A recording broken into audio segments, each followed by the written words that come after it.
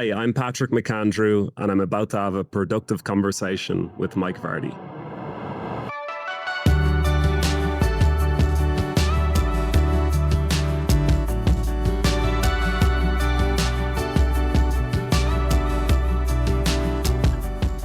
Welcome to A Productive Conversation. I'm Mike Vardy, and I'm joined by Patrick McAndrew on this episode. He is the visionary founder and CEO of HARA, an exclusive membership community for the top 1% of entrepreneurs and business leaders who are committed to living exceptional lives. We dive into some of what HARA offers during our conversation today. He is a seasoned entrepreneur himself. Patrick has a wealth of experience in creating successful ventures that merge cutting-edge technology with deep human insight. We go deep into this conversation. He talks about his history working in restaurants. He uses that as a bit of a metaphor. We talk about reading. We talk about the need for a deeper philosophy around productivity. And if you can't see me right now, which you can't, I'm putting air quotes around that and that sort of thing. Now, at the heart of Patrick's work, there's this deep passion for helping people reclaim their attention, which I am all about, intention and attention. We talk about that as well as agency in a world that is increasingly tech-driven.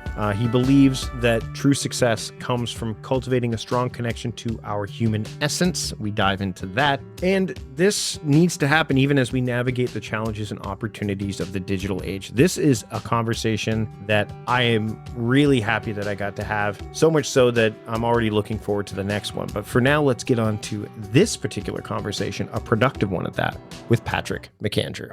Patrick, thanks so much for taking the time to join me today. Really appreciate it. And we're in for a good one today. I think we're in for a productive conversation that might be a little bit different than the ones I've had recently. But first, I want to dive into a little bit about, for those that aren't familiar with you. Yeah, I did the bio and all that stuff at the intro, and that's fine. But in your own words, can you share a little bit about what brought you to not just this conversation, but the world that you're kind of living in now and spending time in? For the last, I would say 5 to 6 years, I've been searching. I would certainly say that. The journey of the search began with reading and memory. I was teaching people how to improve their reading and their memory capacity, so how they could process and retain information. That work led me to recognize that all around me, I was seeing fractured minds, from 14-year-olds up to 64-year-olds in high schools to corporate boardrooms. And that once people sort of got this taste of understanding how they worked internally, they wanted to know more. So the thing that I was most interested in then was the theme of focus. And the reason why I was interested in that was because people clearly had a sense of what they wanted, but they really struggled to bring themselves toward what they wanted. Mm-hmm. So that led me into a path of performance and productivity and that line of work. And I had a company, Momentum Mind, for 3 years. That was the whole emphasis in working with a lot of corporate teams like Morgan Stanley and Pacific Life and Lincoln Financial, and going in and helping their people, especially at that time of COVID, to reorient in this very digital world, hyper digital world. Mm-hmm. And I stopped doing that around the middle of last year, around the summer of 2023, because I was able to make people more productive. Yeah, I was able to make people do more things, but was it really what they wanted underneath it all? I don't think so. I think what they were really longing for was a sense of being able to feel in touch with themselves and regulate themselves and manage the madness of life. And here I was just coming in, telling them how to create more structure and how to, in many ways, disregard their emotions, disregard their feelings more and more, just to get things done. So I changed my tact. I stopped doing all of that. It was doing very well financially, making money. Companies wanted more of it, but I stopped teaching like linear course formats and workshops. And I launched HARA, which is a community, an inner circle of entrepreneurs and leaders who want to play a more elevated game of life and business and create more alignment. So that's where I am today. Before we hit record, we were talking about productivity in general. And we were talking about structures and frameworks and something that's going on in my life right now that's personal or family oriented that, obviously it permeates. And one of the things that led me to chat with you was on your website, one of the first things I see is, do you feel like you have all the intention but no attention? And that really resonated with me because the work that I do in this space um, can sometimes seem counter to what others are doing as well. Yes, I have a framework. I teach time crafting. I have the idea of theming your time and attention paths and things of that nature because people do like patterns and we thrive on those, right?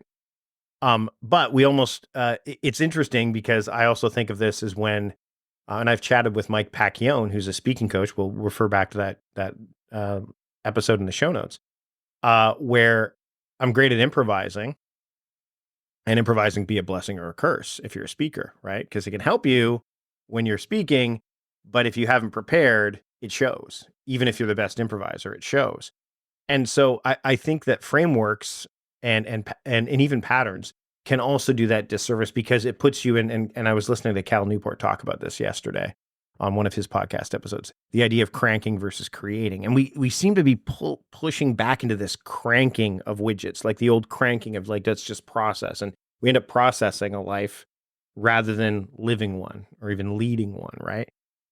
And when I come back to this phrase, intention and attention, to me, that's what productivity is, the link of intention and attention.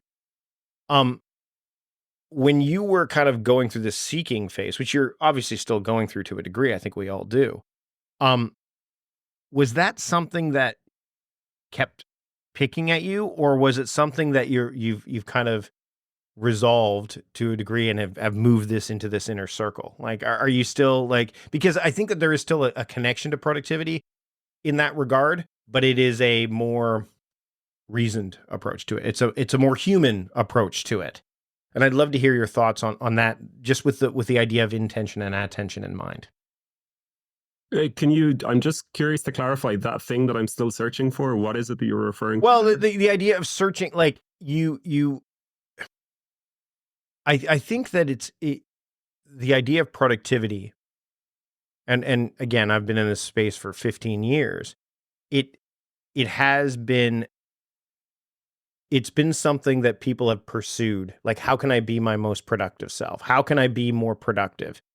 And when I say seeking, it's to me, and I may be misreading this, that you are seeking for something that is, better is not the right word, but more connected, more real, more sustainable than just trying to be more productive, because that's not, quote, the answer, right? So does that align with the idea of marrying your intention with attention to you? Is that what that feels like, or is it in the same ballpark, or is it an evolution of what you've been thinking about in terms of being productive or productivity in general? I think the word itself has so many layers, like so many ways that it can be understood. I think about I started out in my career managing restaurants, and you have a lot of different people in the restaurant who are contributing a lot of different sources of value. You have the dishwasher, very important role. If the dishwasher is not up to scratch, the whole thing's going to fall apart. Yep. You also have the line cooks, you have the prep cooks, you have the servers, you have the managers, and you have the owner or owners. They're all finding a way of being productive in very different aspects. Now, the thing about the dishwasher is the dishwasher needs to make sure that he or she stays on top of all the dishes that are coming in and gets them washed. But you can have an incredible dishwasher who is just getting it done, being an unbelievable taskmaster, but it doesn't mean that it's going to produce a great restaurant. Right. You need to have a manager who's able to sort of see things without having to get involved in everything. If a manager is on the floor of the restaurant and is helping in with the servers and is jumping into the kitchen and is cleaning some of the dishes, it's just going to be a mess because the manager needs to have this detached way. So there's a real different sense of what's being productive there across all those different roles. I started out probably making people better dishwashers, making people get better at doing things, getting things done, because that was the very block that they had, because that's what I saw. Once I started to get people to become good dishwashers, to get it all done, I realized that we needed to take a more elevated and evolved approach to this, because a business and a life is not determined based on what I do. It's based on how I engage and interact with my life, how I see it. Am I just judging it based on my actions, or am I judging it based on my value and worth in its whole and totality? Am I evolving? Am I seeing myself from different perspectives through the years of my life? Mm-hmm. So my work today now is much more with people who have moved beyond just getting things done. They're well able to get things done, but what's happened is that they're not developing alongside their businesses. Either, now this is actually rarely the case, that they are far developed beyond their business, and their business is sort of lagging behind them. So they're developed, but they keep having to come back to very like basic expressions of themselves to run their business. Or the opposite side of things is that they've disregarded many parts of themselves. So they've actually developed themselves at becoming a great dishwasher, but they haven't learned how to become the line cook and the server and the manager. So now as the business becomes more successful, they as a human being aren't developed in enough elements and areas, and they can't handle the responsibility. They're struggling under it because their sense of value comes from getting things done, not from being able to play many different roles, which is being required with them within the business. So we can look at being productive in that sense as well. Like, am I creating a productive business, and am I being a productive leader, which does not necessarily get judged on how many things I crossed off my to-do list. And that's the work that I'm much more interested in, because I've gone to companies. Last year I was with a company where they had 26, or maybe it was 23 primary initiatives. They brought me in to help their people with focus. None of the work there was actually about like giving them frameworks or ways to get things done more efficiently. It was actually about training them to become more clearer in their internal state, because that's what was creating 23 primary initiatives when there should have just been one. So that's where my work is going now. Yeah, the quantitative stuff drives me nuts too. Like the idea of that's how it's measured, right? The idea of, in fact, the phrase, the term productivity or being productive now went from the state or ability to produce to the power of being able to produce, especially in abundance. So it's become quantitative in a lot of ways, as opposed to qualitative, which is I think what you're talking about here is the idea of the qualitative aspect of it to a degree. Am I on the right track with that? I think another part of it is the distinction between mental and physical. I'd like to have this conversation with you, because everybody that I see in this space, whether it's Cal Newport, whether it's Tiago Forte, all these characters, it's so mental. So where is the physicality to it? And when I say the physicality, like the calmness that you need to have, it emerges from the body. It doesn't emerge from the mind. So, and then these things of like meditating so that I can be more productive. Well, then you've just lost all the value in meditating, because it's been suddenly attached and tethered to being productive. So I'm curious to have this conversation with you in terms of somebody who's been in the space for a long time. Like, is this really creating and developing better human beings that can, because I think, and what I see is that all of the struggles that we're facing today are not external, they're internal. So the tool isn't going to do it for us. It's how are we learning to actually evolve and adapt in a world where the challenges are challenges of abundance and the confrontations are internal confrontations, not external. I had a call with a group of leaders who were part of HARA last week. They're a specific group. A lot of them expressed their desire to either have a natural disaster come and knock their home down, or to get hit by a car because they'd be forced into hospital for a few days, or fantasizing about having terminal illnesses. All of these things because they actually haven't been guided towards dealing with the internal tension and resistance that comes with modern life. Everything is being pushed out externally, or mentally as well is another way to look at that. There's no sort of physical internal work. So I'm curious what your perspective is on that. Like, how much further can this space go in providing frameworks and sort of pithy phrases to move through to get more things done. And I think we're seeing that. I mean, again, having been in the space for a long time, I just chatted with Leo Babato about this from Zen Habits. We chatted about this on a recent episode, which we'll again link to in the show notes. And it's funny because Leo and I really haven't changed our stances on this. If anything, there, it's we recognize that just like people who use inbox zero as a metric of productivity because it's like, I got my email to zero, so therefore I was productive, which is a terrible metric for being productive unless your job, as you pointed out, as a dishwasher, is to wash dishes. If your job is primarily to deal with email and email alone all day long, yeah, inbox zero, great metric to use in that regard, as long as you're not using your email inbox as a to-do list for the most part. But again, there are, and I've said this a while ago, and yeah, this sounds pithy, but the idea of focus on the app within, not the apps that are out there. And we're seeing that where people they'll get the shiny new app, they'll get Notion, they'll get Todoist, they'll get whatever. And they're like, well, this app will make me more productive. It'll get me more organized. It'll help me prioritize. But if you are afraid of things, or you're dealing, and we talked about this before we hit record, with a bunch of external factors that, number one, you didn't anticipate. And the in particular, the conversation we were having was about a home repair that I'm getting done right now that involves not just one trade, but like 7 of them. And every one of them approaches things differently. So again, how do you operate and engage in the world? To me, I think what's the first domino to fall was the fact that there is no one app that will do this for everybody. And despite everybody's best efforts to go, this is the app we should use Asana, we should use Notion, we should use this. And another is the frameworks. Like, there are so many productivity frameworks out there. And getting things done is one. The Eisenhower matrix, building a second brain. And the same problems that you brought up show up in all of them, which is all you end up doing if you only focus on that, if you focus on the application rather than your approach to it, then I think what happens is you again get back to that, like, how many things can I get done? Did I check off enough boxes? And I think I see this a lot.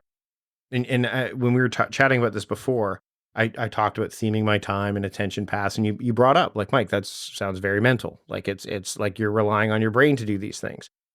And it's become second nature. So for me, it's not as taxing in that way. However, the one thing I didn't talk to you about, which is I think is something that more people should do, and I'd love to hear your thoughts on this, is like a reflective practice of some sort. Not for the sake of, I want to be more productive, so I'm going to meditate, or I want to be more productive, so I'm going to journal. More about, what the hell is going on? Like, why am I so, and my journal over the last several months, since we've had this repair going on, has been a proverbial bitch session.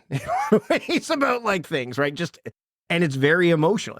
But I can go back and look at that, which I do, and say, oh, well, that makes sense as to why this didn't, if I could use it as a tool. Like, I didn't get this done because of X. The journal tells the story. Or I could go, wait a minute, what's this pattern that I see? Which is definitely an emotional one. Like, when in my journal, if I see, like, why haven't you made progress on this? Oh, it's all this emotional shit that's going on. And when I talk about journaling, even just like, and James Clear's talked about this, like, he has a 1-line journal entry that he put in his journaling notebook that he built with Baron Fig, because even he said, like, journaling is tricky for me because I don't think about it as something, like, it's just the thing that gets left behind. I think if people spent more time, like, doing that kind of stuff, doing that kind of work, I think it will help them do, not do more.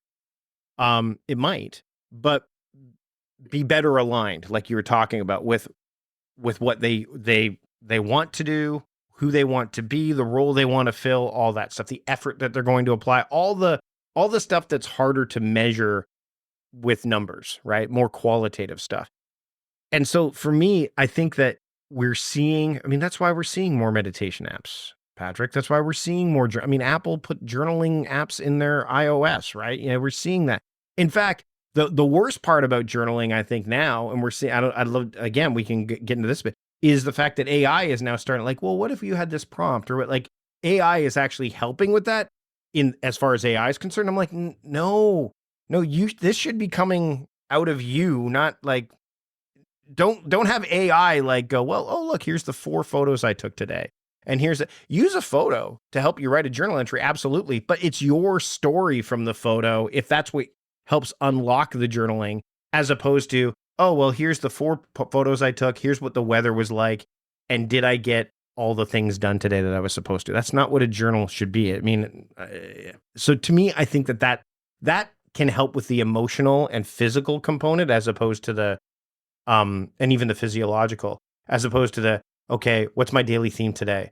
Okay, daily theme today is podcasting. Okay, am I going to do all the podcasting stuff? At the end of the day, when I write in my journal, occasionally I'll say, did I live up to my daily theme? But I don't do that very often. I used to. I used to say, did I live up to my daily? Now it's more like, how was today? Well, man, the drywallers showed up and rang the doorbell when I was trying. Like, why? Why would they do like those kind of things, as opposed to, here are the 14 things I did today. I had an appointment with Patrick. It was a great conversation, et cetera, et cetera. So as someone who spent a lot of time in the space, and I know this is a very long answer, we've gone from like, let's rely on the apps, and then here's a ton of frameworks. I think what's happening, I'd like to see like we're seeing wellness stuff being applied to these frameworks to a degree. But I think ultimately, I'm hoping that people go, I use this part of what someone taught me to help me with this, and I use this part of this, and I use it, but more tapping into, again, that reasoned approach, not purely emotional and not purely logical, but that gray area, that nuanced area in the middle, because I think that a lot of productivity approaches, apps, et cetera, become too absolute. And they remove nuance from the equation, which is what humans, we're trying to remove there's a whole conversation around nuance we could have, but I think nuance is something that we need to lean into more than try to pull away from.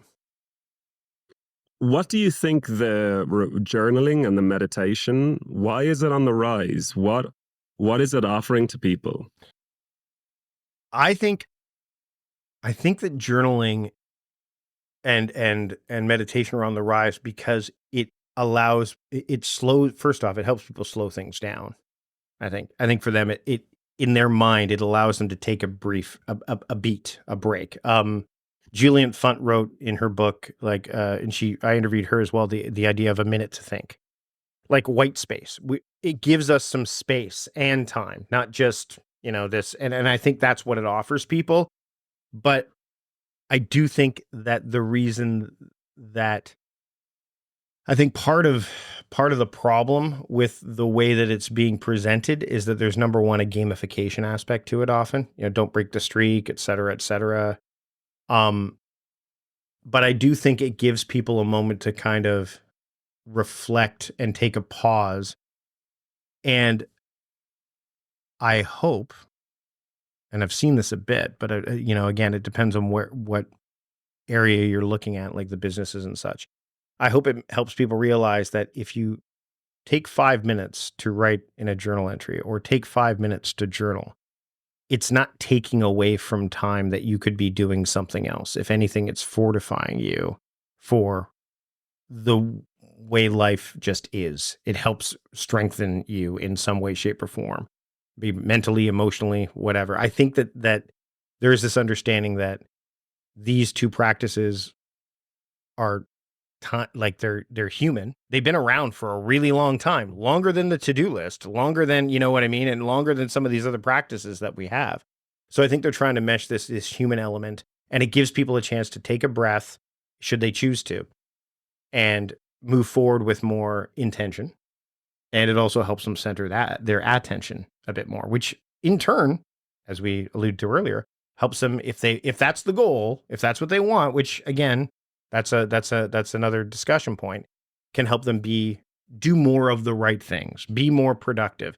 I don't even like the term productivity anymore. I wrote a whole essay about this called The Path to Productiveness.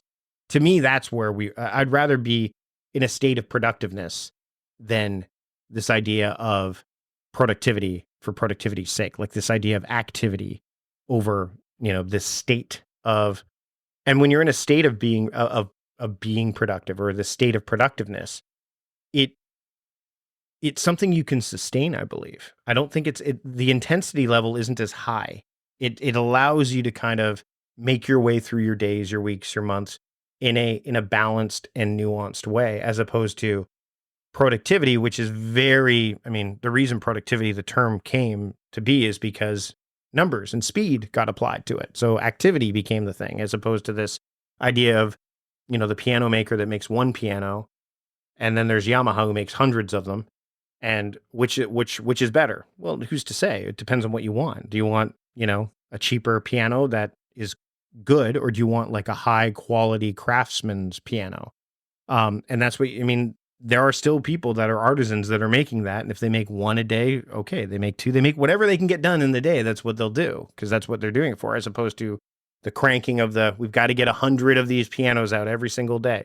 So to me, I think productiveness is the way forward.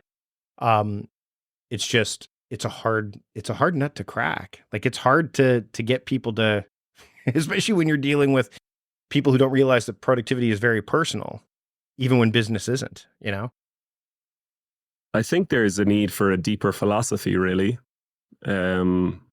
What do you think of what do you think of perspective on things? Well, what do you think of, and again, I think that when I see a book like Slow Productivity, and Cal and I have had many conversations, and I really like Cal, but and the ideas behind it are sound, but that term, to me,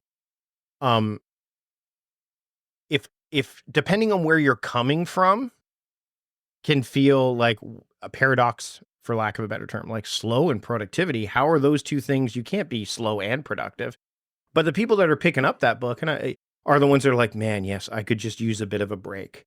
I could use so I can be productive and move at a pace I can actually sustain a more humane approach to this stuff.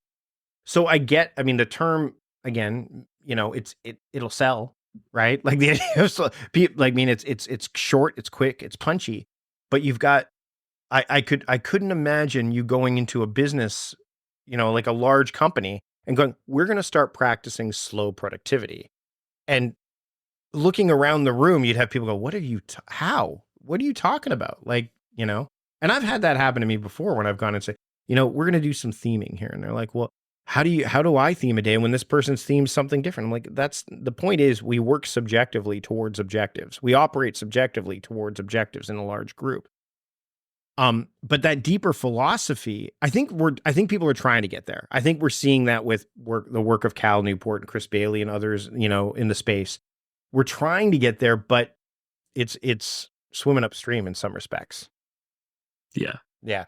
Is that how you feel about it when you're going in and obviously you've got HARA, so the people that are in that group, number one, they have to apply to get into it, if I remember correctly, right? Mm-hmm. So they've already they're at the point where, like, this is what I want, but it's got to be a hard, like, when you say, and again, I've talked to a number of people. They said, so you don't like the term productivity anymore, and but you've been in it for so long. And when you've said, like, I'm kind of moving away from that, that's got to tell them something. It's got to tell people who are like, like, what do you mean? Have we been doing it wrong? Which is, I think, the natural question. Have we? Maybe, but there's no easy answer to what is not the wrong way, I guess, right? Yeah, I think it's a circumstance of the times. I don't think just because it's being recognized for its flaws at this moment that it always was flawed. I think there's a reason why people were so attuned to it. There's a reason why I was drawn to it, because of different reasons. I think as your development as a human being, there is a passage that you have to move through of having to become aware of your impulses and your cravings, and how to create structure and order in your life, and how to hone your attention and to be able to focus. So, but it's just the threshold. It's just a passage. It's not there. And the issue that I have with a lot of people who occupy this space is that it's as if this is the level that we're playing at. But no, it's It's just a little level that you pass through, and then you actually let it go. You know, the most interesting thing about reading, which we can apply to all elements of life, is that we learn how to read when we're 3 or 4. And the way that we learn to read then is just perfect. It's exactly how we need to learn how to read.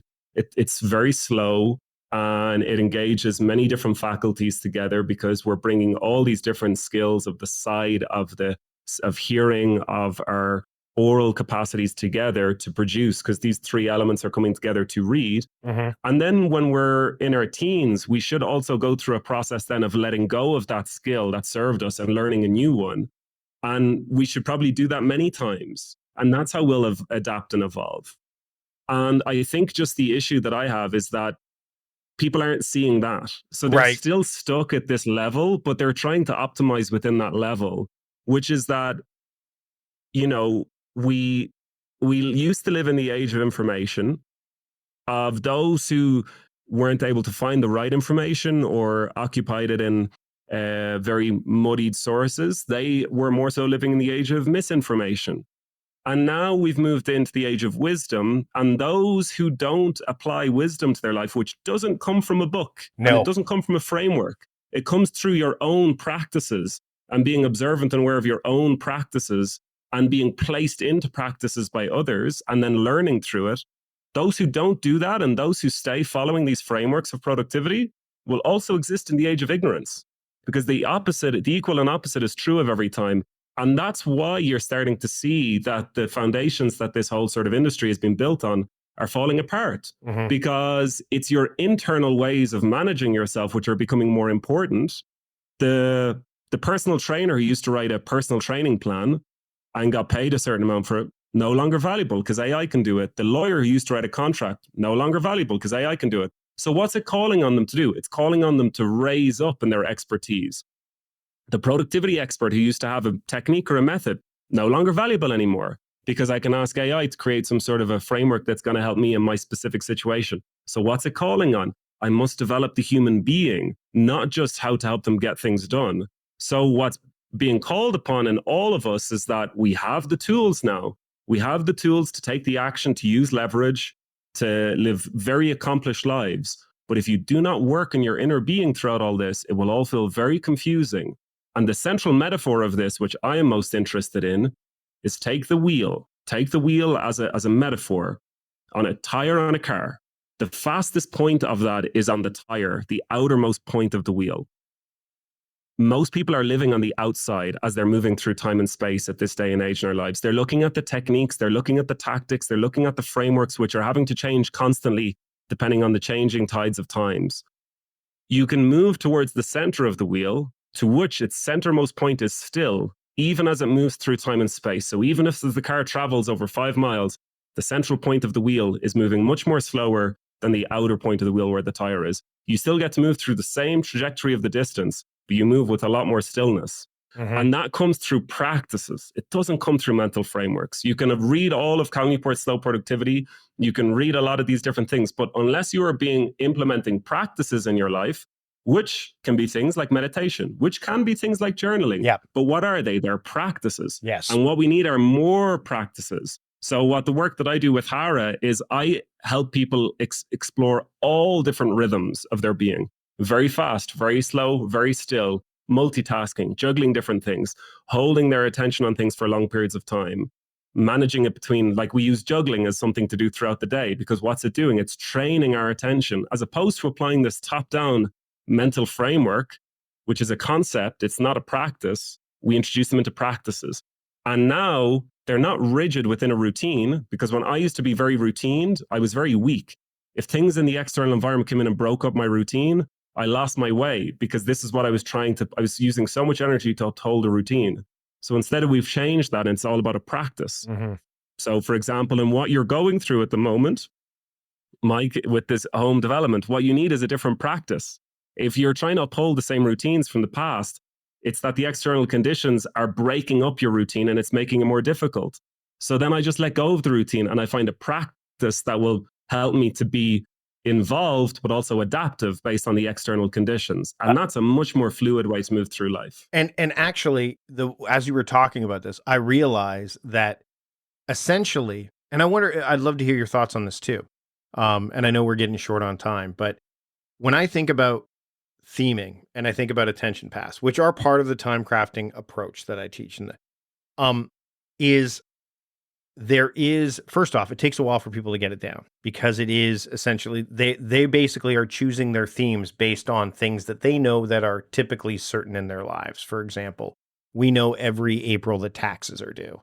So they're like, okay, well then maybe April should be finance month. And this is where wisdom gets applied to your point, where I'll say, are you sure you want to only focus on, like, wouldn't it be better to focus on your finances a month or two prior? So that way, when tax day arrives, you actually have that stuff done. And they're like, oh, yeah, I never thought about it that way because they're so used to working to the due date. They're like, oh, April 15th is when taxes are due.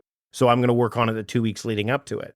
And then eventually what happens is when I've worked with clients before, even people who, just have followed it, is they're like, they've just decided that every February is finance month because it's great for after the credit card bills come in from Christmas, but also allows them to prepare for taxes. So it kind of fits in there. So it becomes a practice of sorts. And I wonder if routine and or frameworks / patterns can become, they can become practices in my mind. Is that something that you think can happen as well? Like, so for example, like if you add journaling to the end of your day as part of your evening routine and your evening routine gets thrown asunder, should you just not journal? Well, no, my routine got thrown off. Like, but if it's a practice, and I think part of it too, and this is a whole other conversation, is that we're always like, I think part of the problem around productivity is we want to get done. We just want to be done. Like, let's get everything done. And then we don't have anything more to do, but you'll always have something to do. So therefore, this idea that there's an end in mind, it's more of a, to my point, it's more of a lifestyle. It's more of a practice. It's more enduring than that. Like when you're done this one thing, it's not like you stop, right? So do you think routines and patterns can turn into practices, or do you need to, again, take the approach of I'm going to make it a practice and then apply? Like how I wonder, I'd love to get into that a little bit before we wrap up. It's just like, it's not even scratching the surface getting at that. I think it's worth talking about the elephant in the room Sure. for anybody who's an entrepreneur who's here, which is that most people don't know what their deepest value is. So they keep just doing things and adding things and offering things to the market. And because they don't know, or they underprice themselves, or they have very low ticket offerings, you have to work loads to get it done. And all of that sort of sages your value. You don't know what it is because you're not being curious. The way that my path developed on this was that I was working for this speed reading company. I said to them, you guys are so much more than a speed reading company. There's a lot of depth here that people want to gain access to. And the guy who founded it was like, oh, that sounds interesting. But he just wasn't able to see it. So I left and did my own thing. And this is actually at the heart of the problem, is that if you stepped away and actually did nothing for a little bit, you'd be confronted with all your demons and you'd have to actually start looking at where your value is. And then you could start honing in on that. And then you transcend all of these sort of tactics and techniques because you know your value and you don't have to keep showing up to things that you're getting paid for, but you don't feel like it's aligned. You don't feel like it's resonant because it's something that you figured out 10 years ago, but you're still, working on that. So I break that down in people. They come out here to Santa Fe. We spend time together. We try and get them and their business into alignment. It can take a month. It can take 8 months. And then you transcend all these things. And then if there's areas where like there's certain times of like deep focus and taking effort, great. I can introduce the practices that you need during that time. Or if you're traveling a lot and there's a lot of intensity, you need to manage energy, perfect. We'll introduce practices for that time. But it's not some fixed thing that goes for years. Yeah. So that's the elephant in the room, I think. And it's probably one that we'll address the next time you're on the show, because there is a lot more that we could talk about, I'm sure. So Patrick, this has been a great conversation. Can't wait to do a follow-up because I know there's a lot more we can get into. But where can people keep up with what you're doing? And if you want to share a little bit more about HARA before we wrap up, that'd be great as well. Yeah, fantastic. Thank you, Mike. People can visit hara.co, hara.co, or you can get in touch with me on LinkedIn. that's really the two places where I'm available, where I'm present. Soon there's going to be more videos explaining these deeper themes going out on my YouTube channel. And that's about as far as I am spread over the digital sphere. This has been a joy. I've been really happy to be here. Yeah, this has been great. Thanks so much for having a productive conversation with me today. Thanks, Mike. I told you it was a great conversation, a fascinating one. The tables got turned a bit. Like I mentioned, it's interesting when I get to actually answer some questions that the guest has for me. We're going to be able to have a conversation. In fact, after we hit the stop button, I said to Patrick, we should revisit this conversation in a year. Let's jump back on in a year from now, and we'll see what's changed, how much progress each of us have made, etc. So I'm looking forward to that one. But for everything that was related to what we talked about during this episode, you can look wherever you get your podcasts, Apple Podcasts, Spotify. We have the podcast on YouTube as well. Or you can go to mikevardy.com/podcast555 and check them out there. Wherever you get your podcast, subscribing to this one will help you make sure that you don't miss a single episode of what's to come, including our Flashback Friday episodes, our monthly PM Talk series with my good friend Patrick Rohn, as well as fresh new episodes every single week. So subscribing to the show makes sure that you don't miss a single episode of what's to come. It also supports the show. Another way to support the show is to check out the sponsors that you heard during today's conversation. Go to mikevardy.com/podcast sponsors to check them out. Click on any of the links for those sponsors that resonate with you, and that way they know that we sent you. That's it for this episode. A Flashback Friday episode is coming up next. You won't want to miss that one. Until next time, I'm Mike Vardy, the host of A Productive Conversation, reminding you to stop doing productive and start being productive. See you later.